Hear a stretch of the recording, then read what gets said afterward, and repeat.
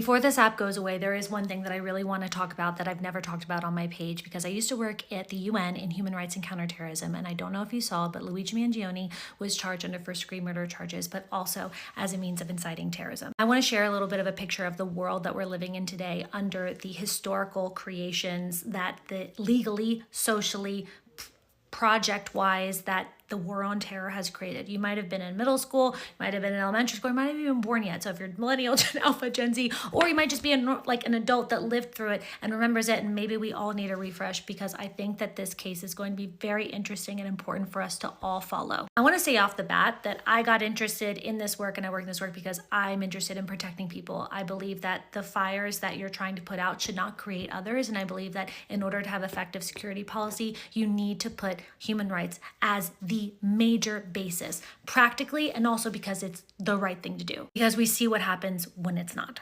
But our story really begins in 2001, and I want to talk about how it's grown, what it sort of looks like, and how we need to think about this. Because a lot of people get harped on the idea that there's no universal definition of terrorism, which is now expanded into the word extremism, which is similar. But if you just focus on that, you're missing the full practical picture of how this actually works in our world. And to draw a parallel, one of my favorite anthropologists is a guy named James Ferguson, and he wrote this book about Africa with a capital A. The idea that when people are like, oh, are you visiting Africa? Completely discounting that it is a continent with many countries, and many cultural differences. It's a whole world, but he is talking about the way we talk about Africa as a concept. And I think it is a very similar parallel for how we should understand terrorism, like terrorism with a capital T, and what that word does in our world, the actions it takes, the legal infrastructure that's built under it, and how it affects people in their daily lives, because it does. So we're going to go back to 2001. We have 9/11,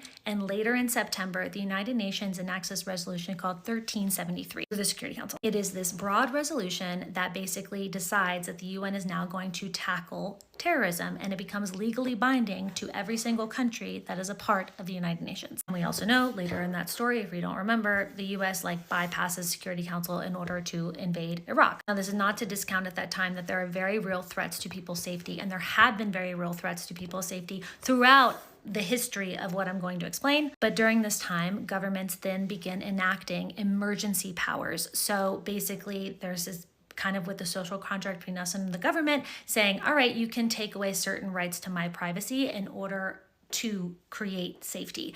But those are supposed to be timed, and so they have to be voted on, but they keep getting extended. For example, in 2017, France was trying to create a permanent state of emergency. And that means that kind of the line on your rights to privacy, rights to expression, whatever is under that entire legal swath, basically doesn't have a deadline, that it's not going to get rolled back. And so those of us that work in human rights and security, this is what we're talking about, the unintended consequences and the flexibility that comes under these different legal infrastructures and countries has been used in draconian ways and harsh ways, strict ways, in order to restrict people's freedoms. So it's used to imprison human rights offenders, journalists. It becomes this flexible tool depending on the context. And it looks different in other parts of the world. For example, Russia and China are in a security cooperation called the Shanghai Cooperation, which then also has member states and then kind of sub-member states, but they've also included the word extremism. And the idea is that actually anybody that's a signatory of that Shanghai Cooperation,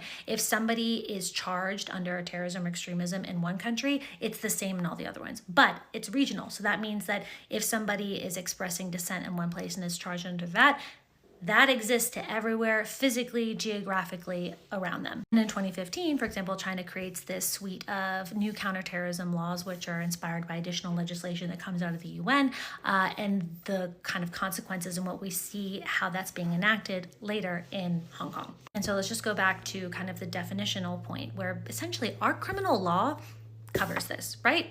These are acts of violence that are criminalized, that are illegal, like doing something to somebody else, like what happened to the CEO of United Healthcare. That is a violent act. That is an act. But when you're introducing this other level of proving incitement, of proving fear, of motivation, you're encroaching into something totally different, which is not the same.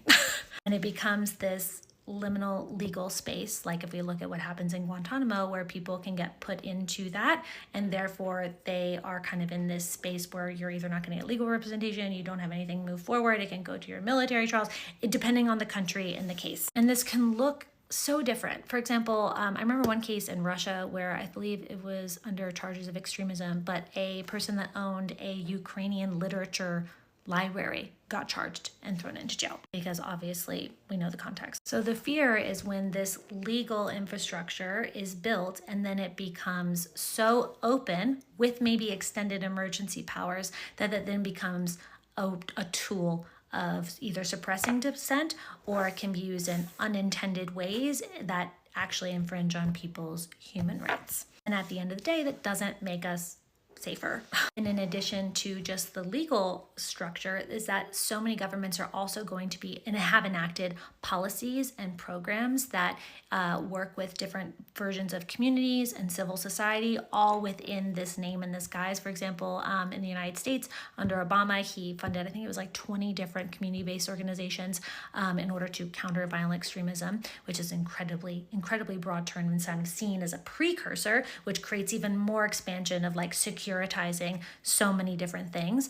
But I think it was only 2 of them were actually supporting organizations that were targeting far-right extremism, and the rest, the 18 of them, were all focused on like Islamic extremism or in like targeting Muslim communities. And so it can become this tool of policing of Islamophobia. And the thing about that is now we've gone from terrorism to countering violent extremism, is that this stuff doesn't go away. You cannot put the genie back in the bottle. You cannot bring the line back. And so you have programs and money that is going to it. And even though it's less now, those things and that language exists, and it can be used when necessary. And that is what a lot of people that work in my space at this intersection have been continuously writing about, trying to draw awareness to. Because of course we can have a conversation whether international law means anything, or if human rights really mean anything, even though we've been signatories, and the hypocrisy.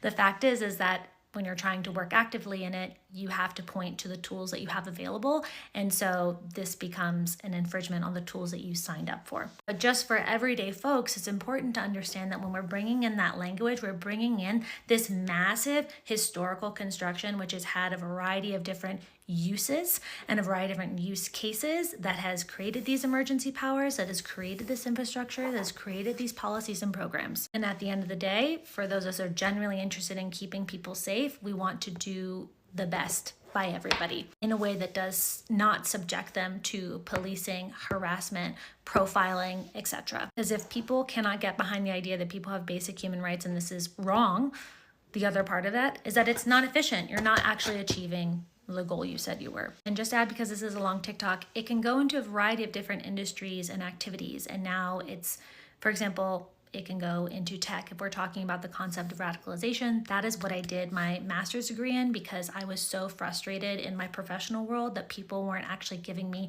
data and research. They were just throwing the word out nilly-willy and thinking that they could understand this kind of thought process. So I worked with a community organization in the UK that has very, very interesting history, where basically they were in a region of London where, like, the reason why you can't bring a couple hundred mils onto an airplane, because people that did that got caught were from that area.